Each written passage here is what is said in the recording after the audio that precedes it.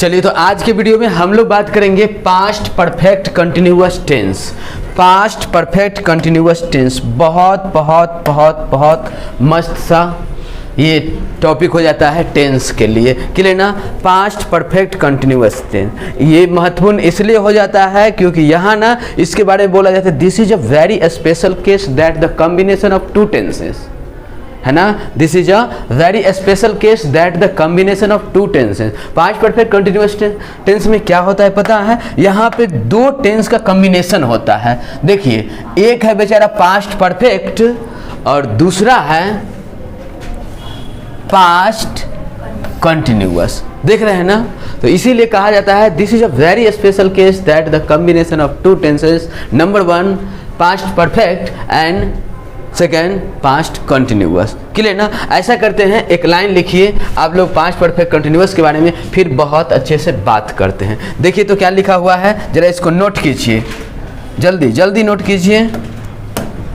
लिखा हुआ है यहाँ पे this is a very special case that the combination of two tenses.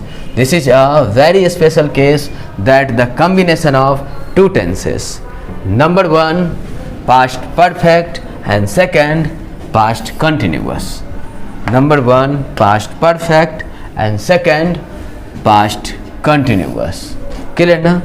ये पास्ट परफेक्ट और पास्ट कंटिन्यूअस को समझेंगे वहां पे, जरा इसको नोट कीजिए।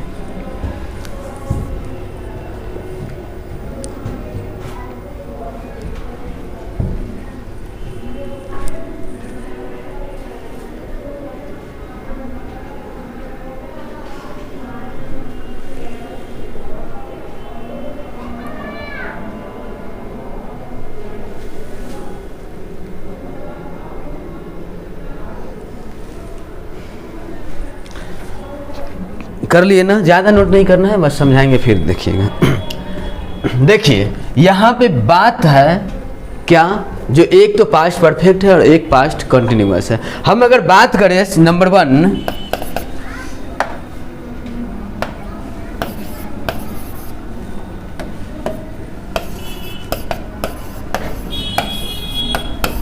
पास्ट परफेक्ट का स्ट्रक्चर बताइएगा तो subject plus had plus V3, हाँ ना हो बिन के ना होता है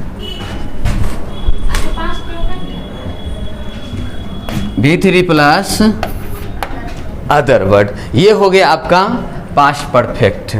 यहीं पे अगर बात करें पास्ट कंटिन्यूअस का तो होगा subject plus was word plus V4 plus other word. हुआ ना? पर्टिकुलर वे में बात करें तो देखिए भैया पास्ट परफेक्ट का structure subject plus head plus V3 होता है और पास्ट कंटिन्यूअस का subject plus was word plus V4 plus other word होता है। क्लियर ना? और ये दोनों को मिला के क्या बोला है? Combination of two tenses. Combination करके ये दोनों को कॉम्बिनेशन करके मिला के, है ना, तब जाके एक टेंस बन के तैयार हुआ जिसका नाम हो जाता है पास्ट परफेक्ट कंटिन्यूअस। अब देखिए, अब लोग मैथ में सीक्वेंस वाला क्वेश्चन बनाते हैं ना, plus plus plus minus minus minus plus minus minus, ऐसे करते हैं ना, ऐसे। तो देखिए सब्जेक्ट सब्जेक्ट सब्जेक्ट। क्लियर ना? और एक बात याद रखिएगा, सेंटेंस में मेन वर्ब ज़्यादा हो सकता है लेकिन हेल्पिंग वर्ब एक गो रहेगा। ठीक है? अब देखिए इस सेंटेंस में बात किए जो देखिए हो आप बताओ जो यहाँ में कौन कौन है हेल्पिंग वर्ब, तो कोई जो हैड है हेल्पिंग वर्ब। इस सेंटेंस में आगे पूछते हैं आपके पास कितने कौन कौन है हेल्पिंग वर्ब, तो बोला ये दोनों है, वाज वर्ड है, तो दोनों हेल्पिंग वर्ब। ये क्या है? Main verb. ये क्या है? एक बात और याद रखिएगा, V1 V2 V3 V4 V5 क्या होता है? मेन वर्ब होता है। V1 V2 V3 V4 V5 क्या होता है? मेन वर्ब होता है। Always always always always. Okay, और बाकी जो होता है हेल्पिंग वर्ब। हेल्पिंग वर्ब बोले तो हेल्पिंग वर्ब का संख्या इस दुनिया में 24। हेल्पिंग वर्ब का संख्या इस दुनिया में कितना है जी? 24 24 याद रखिएगा। इस 24 में आता है is, am, are, was, were, has, have, had, do, does, did. ये आ गया 11 जो प्रिंसिपल है। बाकी 10 जो होता है will, would, shall, should, can, could, may, might, must, ought to, वो 10 मॉडल होता है। और उसी में 3 होता है सेमी मॉडल जो होता है नीड, डेयर, यूज टू। ये सब हम लोग आगे पढ़ेंगे, बिल्कुल बेसिक से पढ़ने वाले हैं, तो घबराना नहीं है। बस इतना याद रखिए जो अच्छा ये 24 ना हेल्पिंग वर्ब होता है, क्लियर ना। और ये हेल्पिंग वर्ब का यूज हम लोग हेल्पिंग वर्ब के रूप में भी करते हैं, और जब अकेले होता है तो पगला कहीं मेनो वर्ब बन जाता है। तो ये बातें भी बहुत अच्छे से करेंगे आगे। तब तक ये समझिए जो is, am, are, was, were, has, have, had, do, does, did, ये सब आप लोग का हेल्पिंग वर्ब के साथ साथ मेन वर्ब का भी काम करता है। अगर दुनिया के किसी सेंटेंस में अकेले है तो मेन वर्ब होगा, किसी के साथ है तो हेल्पिंग वर्ब होगा। है बस समझ में। देखिए I had a book, I had a book। बोलिए ये had क्या हेल्पिंग वर्ब की मेन वर्ब? मेन वर्ब है ना। हमारा पास एगो बुक रहा है, था नहीं, मेरे पास एक बुक था, तो ये क्या है? दूसरा कोई वर्ब दिख रहा है यहाँ? नहीं दिख रहा है। ये हो नाउन, नहीं तो प्रोनाउन। यहाँ देखिए वर्ब दिख गया तो ये हो गया हेल्पिंग वर्ब, कोई नहीं दिखा तो हो गया मेन वर्ब। ये सब बात हम लोग आगे करने वाले हैं, धीरे धीरे हौले हौले बढ़िया से। ओके चलिए तब तक ये समझते हैं। अच्छा हैड क्या है? हेल्पिंग वर्ब, क्लियर ना। वाज वर्ब क्या है? Helping verb. और आप लोग को क्या पता है जो हेल्पिंग वर्ब कोनो एक ही आएगा। अब बताइए ये दोनों को लड़ाएंगे तो कौन जीतेगा? इसको देखिएगा, ये वाज वर्ब जो है ना, was verb verb to be में आता है। और एक बात और याद रखिएगा, वर्ब टू बी एक कमजोर प्रकार का वर्ब फॉर्म होता है। टफ नहीं लगता है? वर्ब टू बी एक कमजोर प्रकार का वर्ब फॉर्म होता है जो ज़्यादा उल्टा पुल्टा में नहीं फंसता है। जैसे ही हैड वर्ड आता है ना, वो कहते हैं देखिए आप ही जाइए। तो ये दोनों में से जब करते हैं तो ये हेड आ जाता है। यहाँ पे रह गया V3 और यहाँ पे रह गया V4। अब ये दोनों मेन वर्ब हैं, दोनों मेन वर्ब हैं। यहाँ तो हेल्पिंग वर्ब, देखिए जब घर में बच्चा होता है छोटा सा है तो मम्मी को मन है तो छोटका गया, छोटका भैया के ज़्यादा ही मेला ले लिया तो तुरा लॉलीपॉप, है ना, तो बच्चा खुश हो जाता है, ठीक है। लेकिन बड़ा हो जाए, मेन वर्ब बन जाए, शादी वादी हो जाए, तब गए नहीं जो भैया के जात है, वो तो बेचारा मानी हो जाए, मैडम जी पीछे देखा पगला गेलो जा, है ना। तो क्या है, जब मेन वर्ब हो जाता है, जब शादी वादी हो जाता है तो कहते ना जय भाई बचपन में ठग लगते रहे, हाँ नहीं तो क्या है, तो बेचारा हेल्पिंग वर्ब था तो भैया गए खुश है, लेकिन मेन वर्ब बन गया, बड़ा हो गया तो कहते ना जय भाई तो जय भाई। लेकिन अभी इंडिया में लोग अभी भी अच्छे लोग हैं, संस्कारी लोग सब हैं, तो फिर मम्मी पापा समझाते हैं, रे बाबू देखिए भैया है ना, इज्जत का सवाल है ना, मान जो ना। तो ठीक है जाएंगे तो जरूर है, तो कहते ठीक है तू ड्रेस चेंज करे, तू धोती पहन वो कोट पहन लेते हैं, है ना। तो ये बेचारे को क्या कर दिया, V3 को बिन बना दिया। क्या बना दिया? बिन बना दिया। कहने को V3 है, कहने को गए मेला में हम हूँ, लेकिन ये वो गया धोती पहन के, आई गया बेचारा कोट पहन के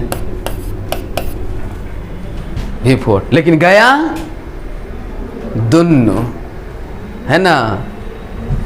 और उसके बाद जो बचा हुआ है वो डाल देंगे। लेकिन एक बात और है, मौसम इतना से नहीं बनता। देखिए बात यहाँ पे क्या है, जो जब हम लोग पास्ट परफेक्ट कंटिन्यूअस का बात करते हैं ना, तो वहाँ पे सिंस 4 आ जाता है। क्या आ जाता है? सिंस 4 सुने होंगे आप लोग, सिंस या 4 प्लस टाइम, सिंस या 4 प्लस टाइम। तो ये आपका बन के तैयार हो गया पास्ट परफेक्ट कंटिन्यूअस का स्ट्रक्चर। जल्दी से इसको नोट कीजिए, फिर समझाते सिंस कहाँ लगे भाई, 4 कहाँ लगे भाई, ठीक। तो क्या समझ में आया? जो subject plus had been plus V4 plus other word since या 4 प्लस टाइम, ये बन के तैयार हो गया आपका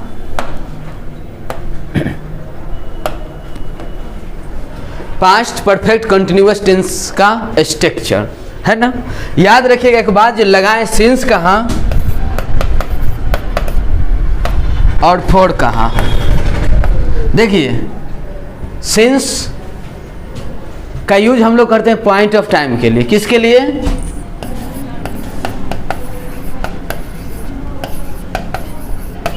पॉइंट ऑफ टाइम के लिए। और फॉर का यूज करते हैं पीरियड ऑफ टाइम के लिए। क्या समझ में आया? सिंस का यूज करते हैं पॉइंट ऑफ टाइम के लिए और फॉर का यूज कहाँ करते हैं? पीरियड ऑफ टाइम के लिए। क्लियर ना? अब ये बताइए पॉइंट ऑफ टाइम क्या होता है और पीरियड ऑफ टाइम क्या होता है?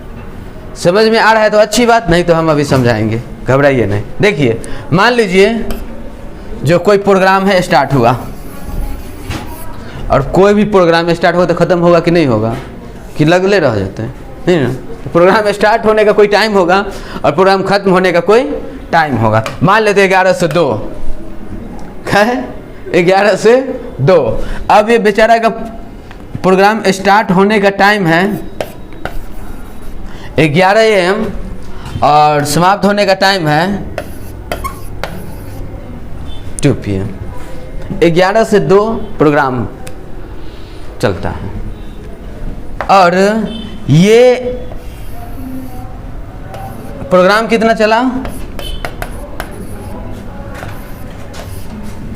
3 घंटा। एक बात बताइए, प्रोग्राम स्टार्ट होना क्या है? 11 बजे स्टार्ट होना क्या है? पॉइंट ऑफ टाइम है, जो पता है 11 बजे स्टार्ट हो जाते मतलब पॉइंट ऑफ टाइम। 2 बजे खत्म होना क्या है? Point of time. ठीक है, 2 बजे खत्म होते तो निकल के बात करे छी, पॉइंट ऑफ टाइम। तो ये स्टार्ट होना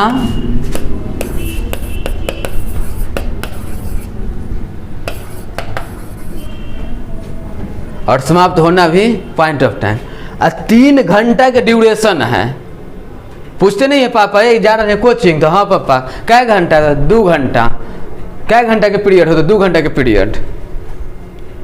रोज जो कै घंटा का पीरियड चलता है? 2 घंटा। 4 घंटा तो 4 घंटा, 5 घंटा तो 5 घंटा, है ना। तो उसको क्या बोलते हैं? पीरियड, है ना।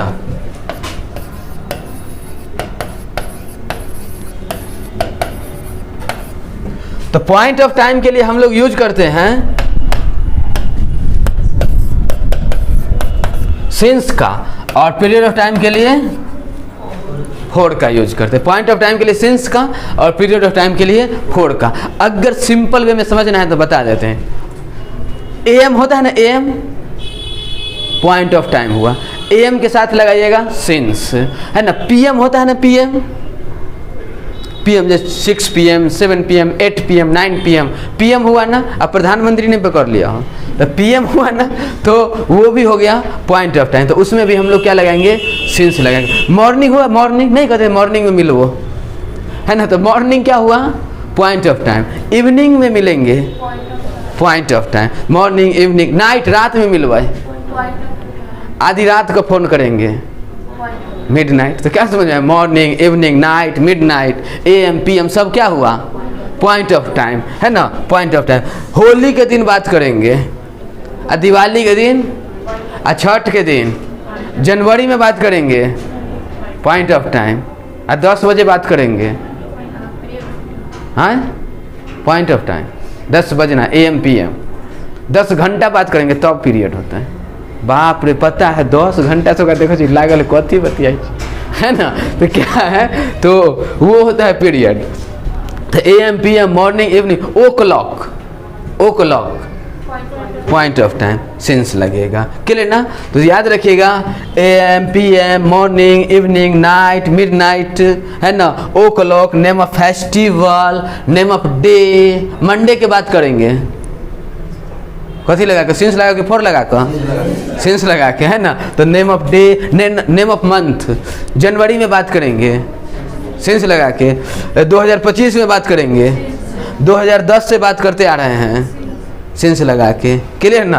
बात समझ में आ गया? इसके लिए बचपने से हम उनका देखे छिए सिंस लगा के। शादिये के दिन से देख रहे हैं सिंस लगा के। बात समझ में आया ना? बस तो ये होता है सिंस। फोर लगाना बहुत आसान है। देखिए क्या है, फोर ड्यूरेशन को बताता है। 3 मिनट से बात कर रहा लिए हैं, फोर लगे 3 घंटा से, 3 महीना से, 3 साल से, 3 दिन से। बात समझ में आया? तो ये जो बात है ड्यूरेशन वाला है ना, सबसे सिंपल तरीका फोर लगाने का, न्यूमरल वर्ड।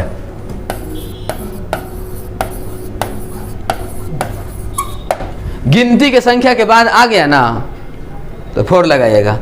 10 साल से समस्तीपुर में रहते हैं, बोलिए क्या लगाएंगे? फोर लगाएंगे। और 2010 से समस्तीपुर में रहते हैं, तब क्या लगाएंगे? सिंस लगाएंगे ना, क्योंकि 2010 साल का नाम हो गया और 10 साल से ड्यूरेशन हो गया, है ना। 10 बजे से बात कर रहे हैं और 10 घंटा से बात कर रहे हैं। बस समझ में आ गया ना? चलिए, ये 10 दिन से इंतजार कर रहे हैं, फोर, और 10 तारीख से, क्लियर ना? तो क्या हो गया ना, हम लोग का जो नेम ऑफ डेज हो, नेम ऑफ मंथ हो, नेम ऑफ ईयर हो, ये सब में लगाते हैं सिंस। ड्यूरेशन का बात हो तो फोर। कितना आसान है। चलिए, तो ये था अपना प्रेजेंट परफेक्ट। प्रेजेंट परफेक्ट का कुछ एग्जांपल देखते हैं, आइए। मिस्टर सिन्हा इस कॉलेज में पिछले 5 वर्षों से पढ़ाते आ रहे थे जब मैं यहाँ ज्वाइन करने आया था। कौन बनाएंगे? जल्दी बनाइए। देखिए, बोल रहा है मिस्टर सिन्हा। क्या बोल रहा है? मिस्टर सिन्हा। अब मिस्टर सिन्हा, अब स्ट्रक्चर पे कुछ दिमाग एक्स्ट्रा नहीं लगावे, सिंपल। देखो, मिस्टर सिन्हा के बाद हेड लगते, लगा दिए हेड। बोलिए, बिन लगा दे, लगा देते हैं हेड बिन। क्या कर रहे हैं जी? पढ़ रहे हैं कि पढ़ा रहे हैं? अच्छा, पढ़ा रहे हैं। तो teaching, mister Sinha had been teaching. कहाँ हो? चौड़ में कि स्कूल में, कॉलेज में? कहाँ थी है? कॉलेज। तो in this college, teaching in